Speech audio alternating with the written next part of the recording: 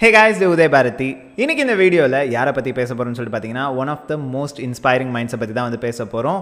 எப்போவுமே வந்து சண்டே வரும்போது தான் ஒரு பெரிய இன்ஸ்பிரேஷனான ஒரு ஸ்டோரியை பற்றி பேசணும்னு எனக்கே வந்து தோணும். ஸோ உங்களுக்கும் வந்து இந்த இன்ஸ்பிரேஷனை கொடுத்தா மண்டேலேருந்து நீங்களும் வந்து உங்களோட ஒர்க்கில் டபுள் த எஃபர்ட் போட்டு உங்களோட வேலையை செய்வீங்க அப்படின்ற ஒரு தாட் தான்.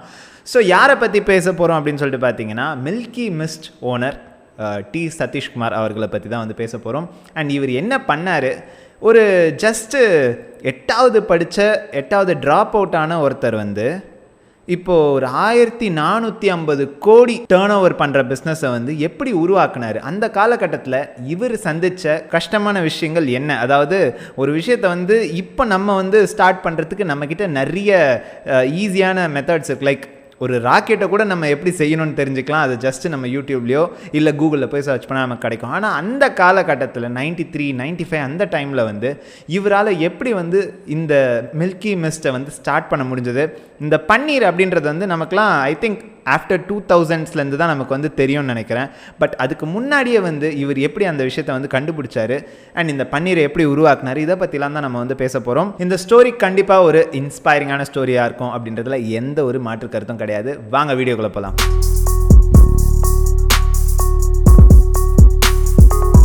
1985 சதீஷ்குமாரோட அப்பா வந்து என்ன பண்ணிகிட்டு இருக்காருன்னா இந்த விசைத்தறி பிஸ்னஸ் வந்து பண்ணிக்கிட்டு இருக்காரு. கூடவே அவர் தம்பியும் சேர்ந்து பண்ணிக்கிட்டு இருக்காங்க. 2 பேருமே வந்து ஒர்க் பண்ணிக்கிட்டு இருக்கும்போது ஒரு விஷயம் வந்து புரியுது, இந்த பிஸ்னஸில் பெருசாக வந்து ப்ராஃபிட்டே கிடைக்க மாட்டேங்குது அப்படின்னு சொல்லிட்டு அவரோட தம்பி, அதாவது சதீஷ்குமாரோட சித்தப்பா அவர்கள் வந்து நான் வெளியில் போயிடுறேன் அப்படின்னு சொல்லிட்டு போயிடுறாரு.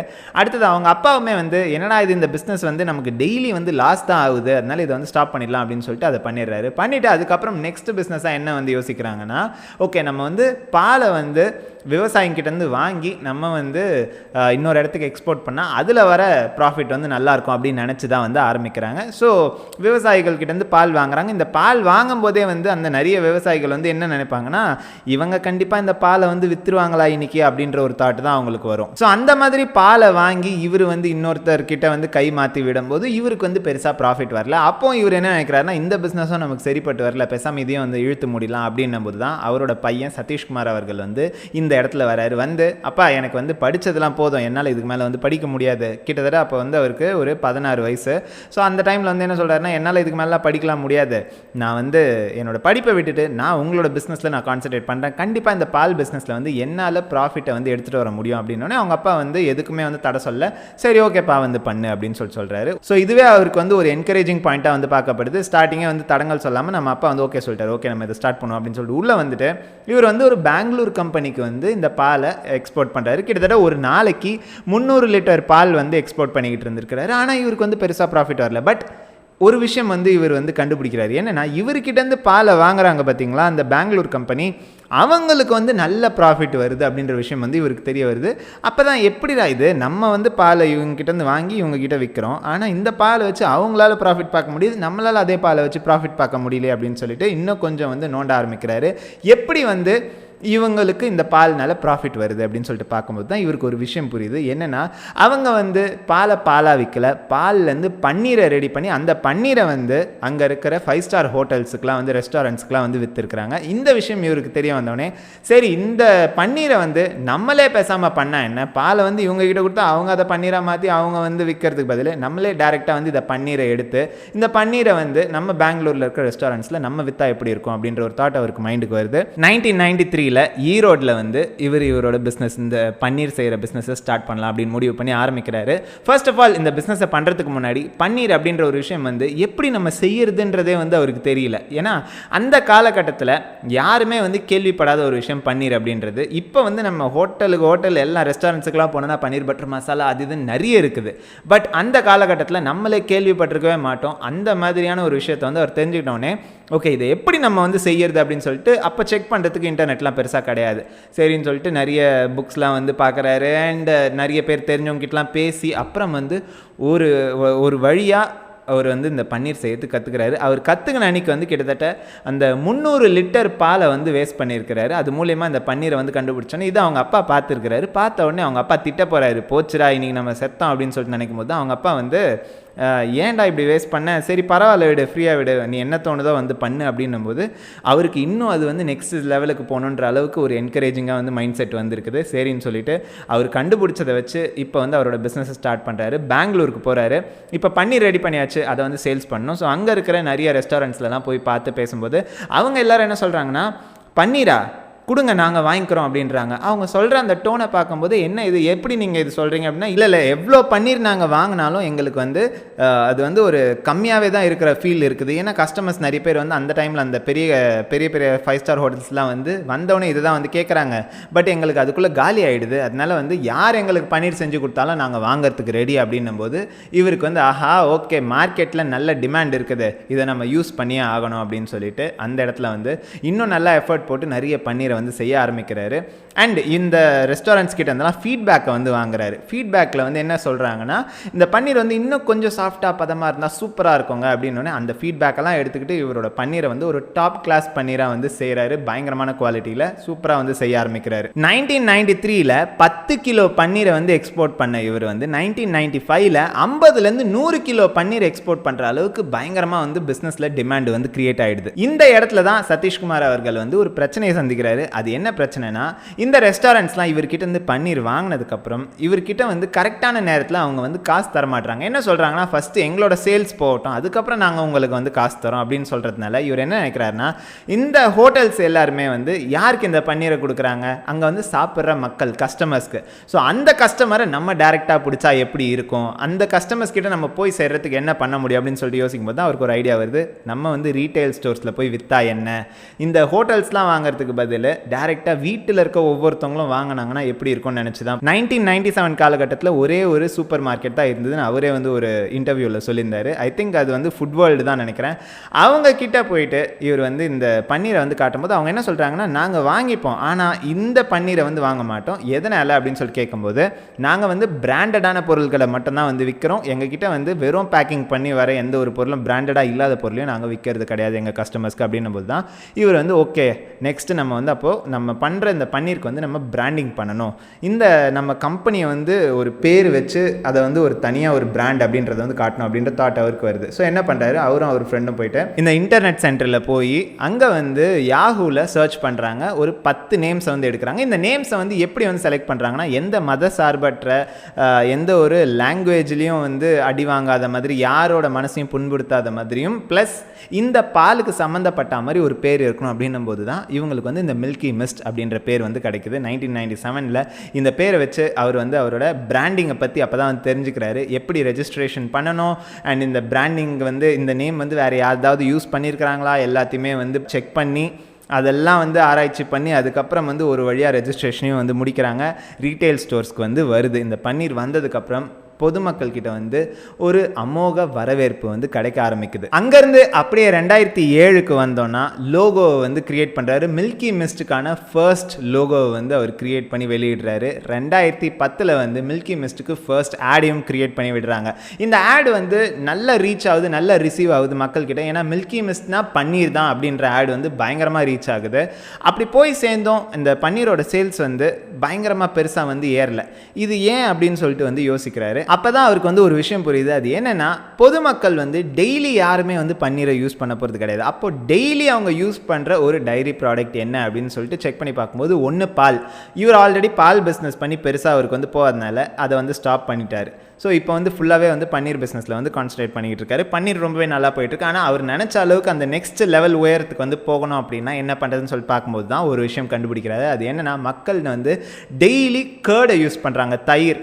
அந்த காலகட்டத்தில் தயிர் வந்து, அதாவது இந்த 2010 அந்த டைம்லலாம் வந்து தயிர் நம்ம வந்து நிறைய வாங்கியிருப்போம். பட் அந்த தயிர் எல்லாமே வந்து பெருசாக குவாலிட்டியாக வந்து இல்லை, எல்லாமே வந்து அப்படியே தண்ணியாக இருக்கும் தயிர் நம்ம பார்த்தனாலே. அப்போ தான் இவர் என்ன முடிவு பண்ணாருன்னா, நம்மளால் வந்து ஒரு திக்கான தயிரை கொடுக்க முடிஞ்சால் எப்படி இருக்கும், ஒரு குவாலிட்டியான தயிர் அப்படின்னு சொல்லிட்டு நினைக்கும் போது தான் டேரெக்டாக ஃபார்மர்ஸ், ஈரோடில் இருக்க ஃபார்மர்ஸ் கிட்ட போயிட்டு அவங்கக்கிட்ட பேசி அங்கேருந்து மில்கை வந்து வாங்குறாரு. அந்த மில்க் என்ன ஒரு ஸ்பெஷாலிட்டி அப்படின்னா, ஒரு ஆன்டிபயோட்டிக் இன்ஜெக்ஷன் போடாத மாடுக்கிட்டேருந்து கறக்கப்பட்ட பால், இந்த பாலில் வாங்கி தான் வந்து தயிரை வந்து ரெடி பண்ணுறாங்க. அண்ட் இந்த தயிரை வந்து ரொம்பவே பார்த்து செஞ்சு அந்த தயிர் வந்து பயங்கர திக்காகவும் ரெடி பண்ணுறாங்க. ஒரு குவாலிட்டியான தயிரையும் உருவாக்கினதுக்கப்புறம் இதை வந்து ரீட்டைல் ஸ்டோர்ஸில் எடுத்துகிட்டு வந்து சேர்க்குறாங்க. இது வந்து மக்களுக்கு ரொம்பவே பிடிக்க ஆரம்பிக்குது. அண்ட் இந்த இடத்துல தான் வந்து என்ன பண்ணுறாருன்னா, இங்கே இருக்க ரீட்டைல் ஸ்டோர்ஸ்லலாம் வந்து ஃபுல்லாக ரெஃப்ரிஜிரேட்டர் வந்து வாங்கி வைக்கிறாரு. இந்த மில்கி மிஸ்ட் சைட்லேருந்து கொடுக்குறாங்க. பிகாஸ் நிறைய ஸ்டோர்ஸில் வந்து ரெஃப்ரிஜிரேட்டர் இல்லாத டைமில் வந்து நாங்களே தரோம் அப்படின்னு சொல்லிட்டு கொடுத்து இவரோட ப்ராடக்ட்ஸை வந்து அதில் வைக்கும்போது அந்த டெம்பரேச்சர் அதில் வந்து மெயின்டைன் ஆகிறதுனால அவங்களோட அந்த தயிர் குவாலிட்டி ரொம்பவே நல்லாயிருக்கு. இருந்தாலும் நிறைய கஸ்டமர்ஸ் கிட்டேருந்து வந்து கம்ப்ளைண்ட் வருது, என்னென்னா தயிர் வந்து கெட்டு போச்சு அப்படின்னு சொல்லிட்டு வருது. இது எதனால் அப்படின்னு சொல்லிட்டு மறுபடியும் அந்த ஃபீட்பேக்கை வாங்கி அங்கே வந்து அவரோட ரிசர்ச்சை மறுபடியும் ஆரம்பிக்கிறாரு. அவர் அப்படி செக் பண்ணி பார்க்கும்போது தான் என்ன புரியுதுன்னா, இவங்க கிட்டேருந்து டீலர்ஸ்க்கு வந்து இந்த தயிர் பன்னீர் எல்லாமே போகுது. இவங்க டீலர்ஸ் கிட்டேருந்து ரீட்டைல் ஷாப்ஸுக்கு வந்து போகும்போது அவங்க வந்து நார்மலான வண்டி யூஸ் பண்ணுறாங்க அப்படின்றதுனால அந்த டெம்பரேச்சர் வந்து ரொம்பவே நார்மல் டெம்பரேச்சராக இருக்கிறதுனால அந்த தயிர் எல்லாமே கெட்டு போகுது அப்படின்ற ஒரு விஷயத்தை கண்டுபிடிச்சதுக்கப்புறம் இவரோட டீலர்ஸ் எல்லாருக்குமே வந்து ரெஃப்ரிஜிரேட்டர் இருக்கிற வண்டியை வந்து இவரே வந்து தராரு.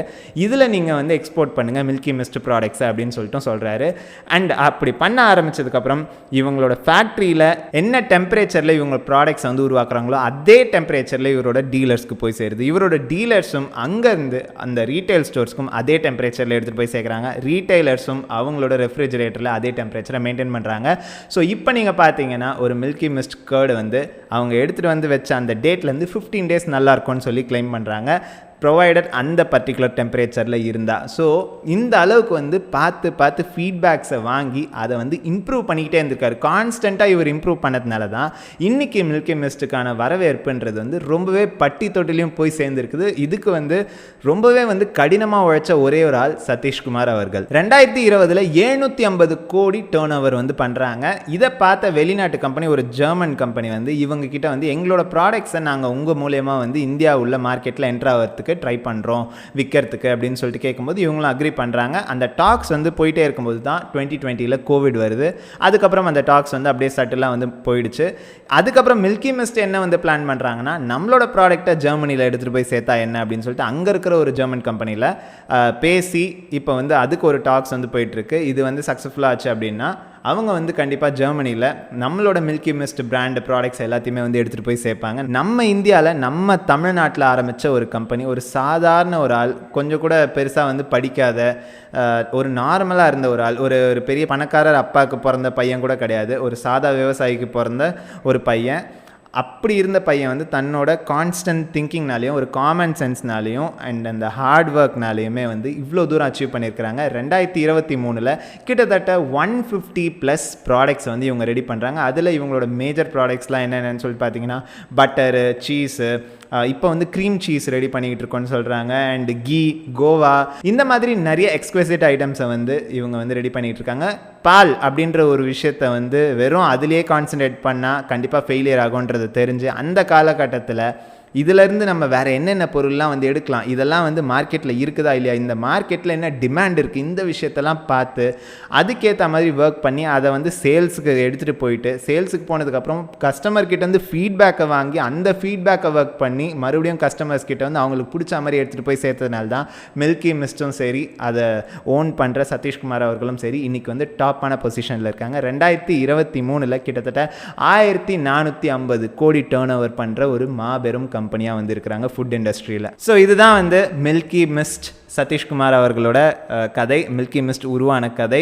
ரொம்பவே வந்து சுவாரஸ்யமாக இருந்தது, எல்லாருக்குமே வந்து நான் ஷேர் பண்ணிக்கணும்னு நினச்சேன். அண்ட் இந்த இன்ஸ்பைரிங் ஸ்டோரி மூலிமா நம்ம தெரிஞ்சிக்க வேண்டிய நிறைய விஷயங்கள், அதாவது ஒருத்தன் வந்து சக்ஸஸ் ஆகிட்டான் அப்படின்னா ஈஸியாக சக்ஸஸ் ஆனான்னு கிடையாது. அதுக்கு நடுவில் வந்து அந்த ஸ்ட்ரகிள்ஸ் என்னென்ன அப்படின்றத நம்ம பார்க்க ஆரம்பிச்சோன்னா கண்டிப்பாக நம்மளும் வந்து ஒரு காலகட்டத்தில் இவரை மாதிரியே வந்து சக்ஸஸ்ஃபுல்லாக ஆகுன்றதுல வந்து எந்த ஒரு டவுட்டுமே கிடையாது. இவங்க பண்ண விஷயங்கள், அதாவது சதீஷ்குமார் அவர்கள் பண்ண விஷயங்கள்லாம் என்னென்னு சொல்லிட்டு பார்த்தீங்கன்னா, ஃபர்ஸ்ட் இவரோட பிஸ்னஸ் ஏன் வந்து சரியாக போகலை அப்படின்ற ஒரு விஷயத்தை வந்து தெரிஞ்சுக்கிறாரு. அதுக்கப்புறம் இவர்கிட்டேருந்து வாங்குற பாலை அவங்க வந்து எப்படி வந்து ஒரு ப்ராஃபிட்டபிள் பிஸ்னஸாக மாற்றுறாங்க, அந்த இன்னொரு கம்பெனி, பெங்களூர் கம்பெனி அப்படின்ற விஷயத்தை அவர் தெரிஞ்சுக்கிறாரு. ஸோ இவர் வந்து நிறைய ரிசர்ச் பண்ணியிருக்கிறாரு.